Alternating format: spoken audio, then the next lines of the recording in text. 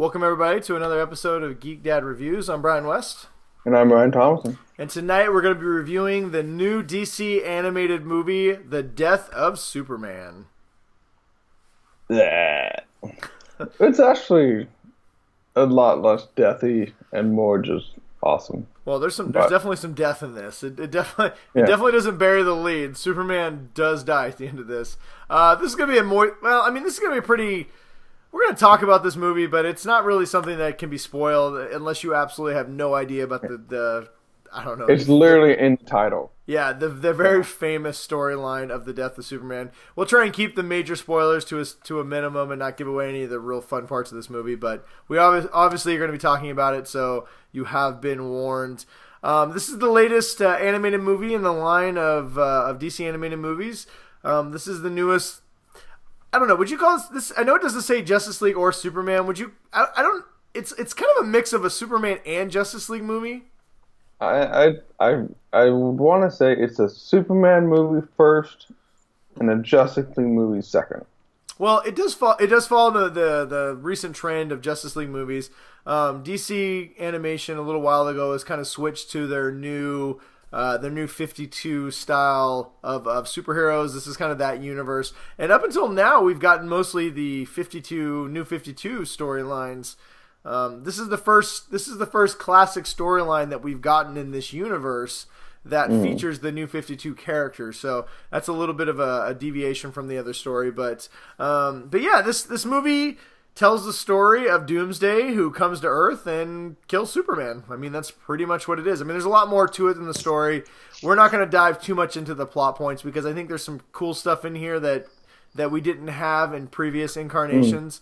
But instead, we thought, me and Ryan thought we would talk a little bit about the history of the comic book and then kind of what we liked about this movie or maybe didn't like about it and kind of give you guys our final review on it. So, like I said, this movie it's about Doomsday killing Superman back in the 1990s.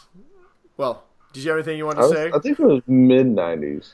Yeah, back in the mid, little history about this character. Back in the mid-90s, comic book sales were in the toilet, and a lot of the major companies said, hey, we got to do something. Not Warner Brothers, DC was no different and said, hey, we need a big event. We need an event comic. We need something that's gonna get people in line to buy comic books. What do you guys think? They had a round table, and somebody said, hey, let's kill Superman. Well, at the time, Superman was one of the biggest comic book heroes of all time. He still is.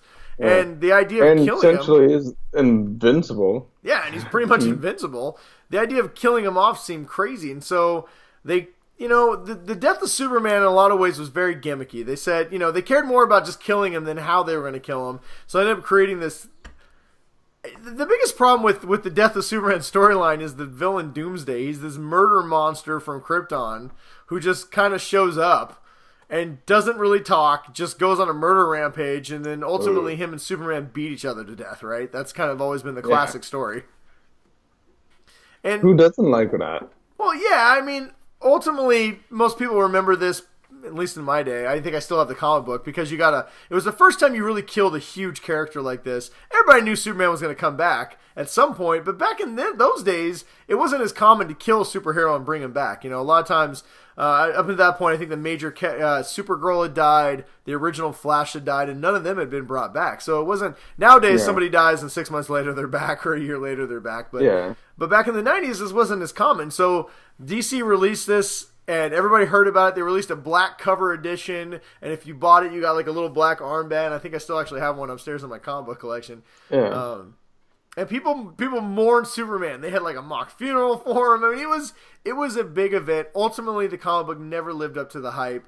And if you've read the story, it really is. Doomsday shows up, beats up most of Justice League, and then him and Superman literally beat each other to death with Lois Lane watching, and it's very sad. But it does lead into some really cool stuff. It leads into the reign of Superman, which has a lot of other Superman show up, and leads to Superman's rebirth and a lot of really cool storylines that come out of it. But so when I heard they were going to do this movie, I was a little surprised. One, because once again, they haven't done any of the classic Superman stories in the new 52 universe that they've created. And two, almost everything we've gotten up until this point has either been Justice League heavy or Batman centric. They haven't really built up this new version of Superman, so it seems surprising that they would bring this story again and kill off a character that we weren't really that invested in this new universe. And not only that, in 2007 they released a Superman Doomsday movie that told this exact story. So it was a little surprising that they decided this was the one they were going to do next. Well, I think they wanted to set up like a whole new the reign of Superman. Yeah. And you can't do it without doing this first. So yeah. I think that's just kind of just how it had to roll. But I do think they did a really great job with it. I mean, I remember reading the comic when it came out. My cousin he got all of them, so I remember all that. But I don't know. I thought the story was really well done. Super crazy. Lex Luthor, always fun. Well, and there was, to your point, there's some really good stuff in here. And I think, honestly, what they're trying to do, if I had to guess, I don't think a lot of the new 52 storylines have been as well received as some of the classic storylines. So I think what they're trying to do is, I think this is their first attempt to start merging some of that stuff and trying to bring back some of the classic storylines, but with this new universe they've developed. And honestly, some of the stuff in this new universe has been great. The new Batman is really good. Batman that Gaslight, that was really good. Yeah, watching Batman trying to beat up Doomsday was actually one of my favorite parts because Doomsday, this movie did a really good job of building tension, right, and making you realize. I think smartly they didn't focus a lot on Doomsday. The original story and the original movie they did 11 years ago tried to tell a little bit more of Doomsday's story. His story is not interesting, so I think this movie did a good choice of trying to show everybody else's interactions with them. And when it got down to where Batman had to, the whole Justice League has already been defeated with the exception of Superman, and Batman's trying to single-handedly save off, trying to not die from Doomsday. I really enjoyed that because you knew Batman wasn't going to die, but they built up a lot of tension, and you really thought if Doomsday gets him, he's dead. Yeah, I have to agree with you on it. The tension in this movie was there the whole time, and even with his relationship with Lois. Yeah, I mean, there's the tension in that. Well, and it was kind of jarring because the last time we saw Superman, he was with Wonder Woman, and this one all of a sudden he's not with Wonder Woman anymore, and now he's with Lois. They kind of hint at that, they had broken up or something like that. Yeah. And, it was real jarring how fast they jumped, but they really. Maybe it's because of all the past Superman we've seen with Lois. I was able to immediately buy into that relationship, and they did a really good job of making you feel that relationship, even to the point where at the end, when everything looks lost and Lois is willing to stand out there and die for Superman if need be, you buy it and you feel it. Mm-hmm. Which when they do die, they really make you. Yeah, I mean, I was, for a character I wasn't invested in. I love Superman. He's by far my favorite DC hero, but I've never been really that invested in the new 52 version of Superman, and I thought they did a really good job in the time that they had of making him stand out, because at least in the past in the old universe, we had a lot of Superman standalone movies to get you invested in that character. We haven't had so much of this version, but they did a good job. They focused mostly on Superman. They really built him up. They brought in his parents. They did a good job in the hour and 20 minutes that they had of, at least in my opinion, of setting it up so you felt the end when he did die. Well, they even did little small characters that just kind of added a little bit of sentimental value, like the restaurant owner guy. Yeah. And, the guy that was at Star Labs that was wearing a Superman shirt, and, they did a lot of. You mean Henry Irons? Oh my God. But then when it ends, Steel? I will be completely honest. I don't really get choked up or anything like that in a lot of movies. Mm-hmm. This was the first movie in a very long time. I don't know if it's because I'm super stressed out from working all this overtime. It's because we're old and now we cry at everything.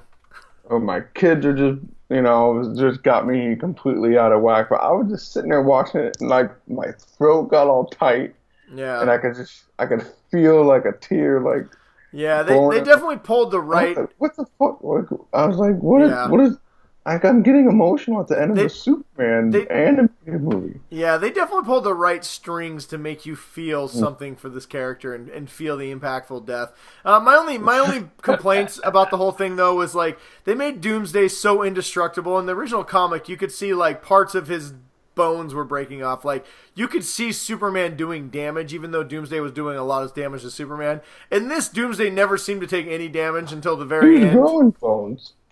Yeah, I did. I will say I did like how they kind of combined the Zack Snyder Batman v Superman version of Doomsday with the comic book version a little bit, and so we kind of got a merging in this movie. You got a merging of all the versions of Doomsday, and even how they killed him. The armor thing that he was wearing at the original though was pretty rad. Yeah, well, and even how they killed Superman at the end was much more in line with Batman v Superman than it was the original comic book. So I just thought that was kind of a cool twist. They added some new stuff, and I did like all the new little elements they added to this. So it wasn't a shot for shot remake of the comic, and it definitely wasn't a remake of the original of the 2007 cartoon movie that they did. So it gives you something a little different. So if you own the other one, which I do, it definitely makes it worth buying this one as well, right? It's not just a new updated version. And they made Superman cool. One of the things I did love in the very beginning of this is when Superman takes out the inner gang, and like when they show him flying, they don't just show him moving like fast. It's a blur. Like it's almost like the Flash. Like you really get a good sense of how powerful Superman is. I feel bad for the Flash at the very beginning. Oh, dude, the Flash. Can I just say Flash and Hal Jordan were great in this? Yes. And I did love. There's one spoiler. There's one joke I want to say. The voice cast in this is great, but you've got oh god, what's his name? Castle. What's Castle's name? Nathan Fillion. He plays Green Lantern. There's a part where Flash, they have this Justice League meeting, and Flash talking about he's getting married, right? Because Superman's trying to decide whether he wants to tell Lois Lane. And he's like, they're talking about their honeymoon. Hal Jordan's got his arm around Flash, and he's like, hey, they're talking about the honeymoon and what's going on with the wedding. And he goes, hey, you do know it's not the best to always be the fastest at everything. Yeah. I mean, there's some good jokes in this, and there's some good character development, and there's some good Justice League stuff. I think it works well as a continuation of the Justice League series that they've introduced in this New 52, but I also think it works really well as a Superman movie. So, ultimately, in conclusion, man, I think wrapping this thing up, I think it's a good movie that even though you know what the end is, I think it pulls at the heartstrings, it hits all the right notes, and more importantly, I'm excited for the future. One of the things we've never gotten. Yeah, just watch all the credits. Yeah, watch all the post credits. You know, in the past we got Death of Superman, but we didn't get the Reign of Superman, and they are clearly building towards the Reign of Superman, which is a great storyline featuring multiple Supermans that have huge impacts on the DC universe. So, I think this is a good ad. To your point, the animation is fantastic as always with these. And it was kind of nice. It's still pretty violent, but it's not quite the R-rated violence. Swear, so if you don't want your kids watching movies with the swears and stuff in it, then this doesn't have too much. But there are times when Doomsday grabs people's heads and you see like red mist. It's pretty violent. Yeah. So I would not recommend this for anybody under say like 12.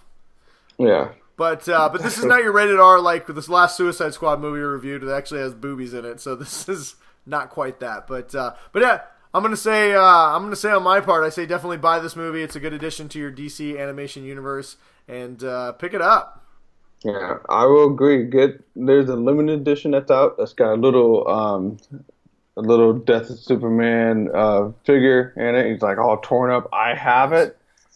My wife moved everything that I had put right here in my space. So when we went to record, everything's gone, and I don't know where it is. Do not blame your wife for your lack of preparedness. I blame my wife. Yeah, until she hears this, and then our next episode will be the death of Ryan. Yes. Ooh. Yeah. So anyway, the movie is available August 7th on Blu-ray or digital. I recommend buying it on digital because it's 4K and it looks beautiful on my 70-inch television. Yeah, I watched it on Blu-ray, and then I watched just a little bit of it on digital, and it's good. I mean, digital is the way to go. So anyway, all right, well, check it out. Me and Ryan both agreed. Buy Death of Superman, available next Tuesday, August 7th on Blu-ray or digital. So until next time, everybody, thanks for joining us, and stay awesome. And stay nerdy.